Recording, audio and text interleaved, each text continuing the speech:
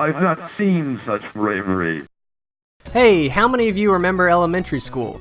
Okay, good. Now how many of you are in elementary school? Well, what the fuck are you goddamn bitches doing watching my fucking videos? Get the fuck out of here. You're too young to be listening to me say fuck. For those of us old enough to look back on elementary school and become nostalgic, surely something pops into your mind when I say scholastic catalogs. These little brochures came out every month or 2 or 10, fuck if I remember, but they came out with one purpose, and that was to sell us books. Of course, I always said to hell with that and turned to the very small section where they sold computer games. I remember buying 2 games in my encounters with Scholastic. The first one was Myst, one of my all-time favorite games. The second was a game called Restaurant Empire. I never installed Restaurant Empire, never even gave it a chance. It simply faded into darkness.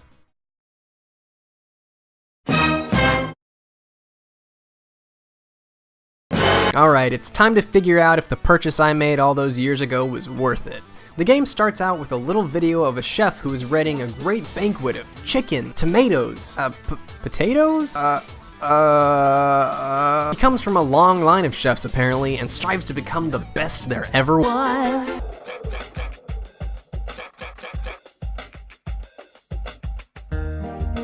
It took a lot of effort to perfect my— What? I know this game was made back in 2003, but who decided that this is how people look when they walk and talk at the same time? Alright, so we have a choice of either new game or sandbox game. Judging by the intro, it's safe to assume that there's going to be some kind of shitty ongoing story through the main game, so I'll bet that sandbox mode is going to be more fun. Obviously that means I'm going to choose new game. You start out in your Uncle LeBiff's house doing some text-based conversation. At first I thought that this simple simulation was going to allow for a branching story, seeing as how you get multiple choices for your answers. But it turns out that eventually you have to pick a specific answer to move forward in the conversation. So Uncle used to run a restaurant called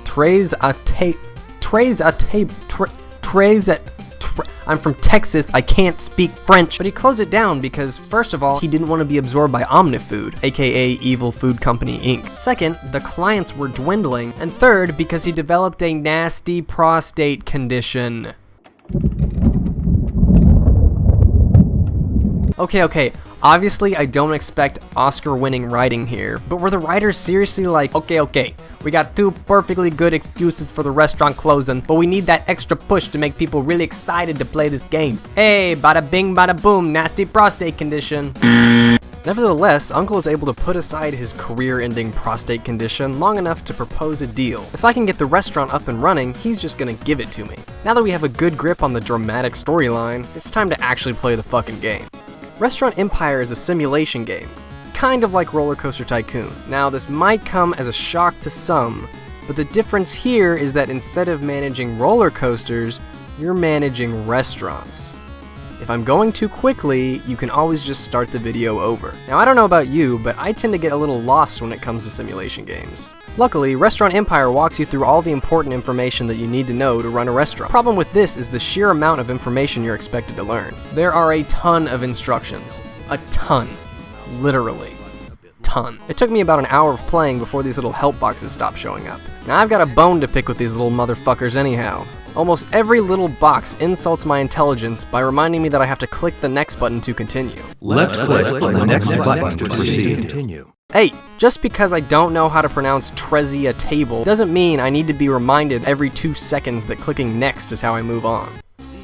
My restaurant is so badass. I designed the lower floor with the customer in mind. Along the walls I put a couple of mirrors. That way customers facing the walls can see if anyone is about to sneak up on them. Safety first. Then I filled the dining room with a fuck ton of grandfather clocks. That way, even though the restaurant is named that, people can just call it the place with the fuck ton of grandfather clocks. And don't even get me started on my menu. I don't really know what kind of food I'm serving. I mean, I just kind of put everything on there.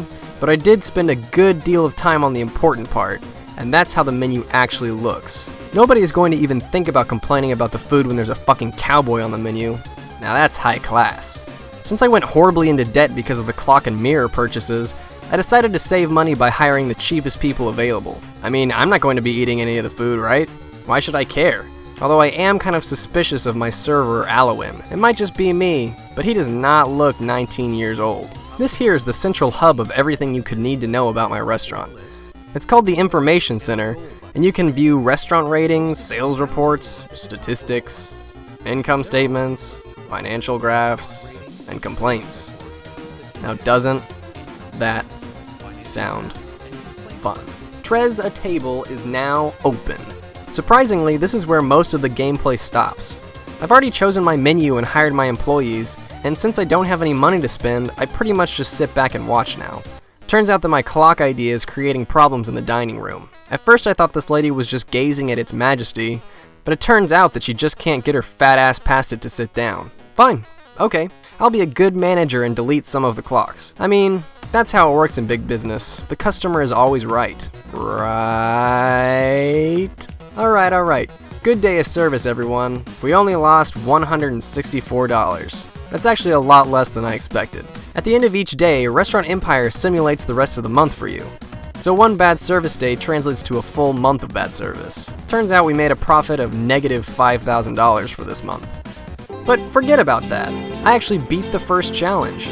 Uncle's just like, yeah, congratulations, you're losing money. Good luck on your next quest. By the way, your total score is 62 out of kiss my ass. I mean, I've already lost him a good chunk of change with the lost profits for the month, along with the money that I spent on the clocks. But I guess Uncle has been hitting the prostate medicine hard enough to trust me with running the upstairs of the restaurant too. This time, I'm going to put my decorations out of the way of the diners. My theme for the upstairs is pillars. Just pillars. I went back into debt from buying these things, so people better love the shit out of them. Oh, here we go. Turns out that the pillars were magical because I stumbled into some profit. I also met my main goals, although I failed my side goal. But who really gives a shit about customer satisfaction? As long as I'm making money, that's what's important. Right. And check it out, my score is 95 out of who gives a damn. Restaurant Empire apparently takes place in a dimension where cooking is like Pokemon. There are gyms all over the world where I have to prove myself as a chef. I just wish I didn't look so fucking creepy. There's really only one normal looking guy here. Well, normal-ish. There's nothing really worth talking about in the actual competition. It's just a bunch of mini-games, and win or lose, you still look creepy.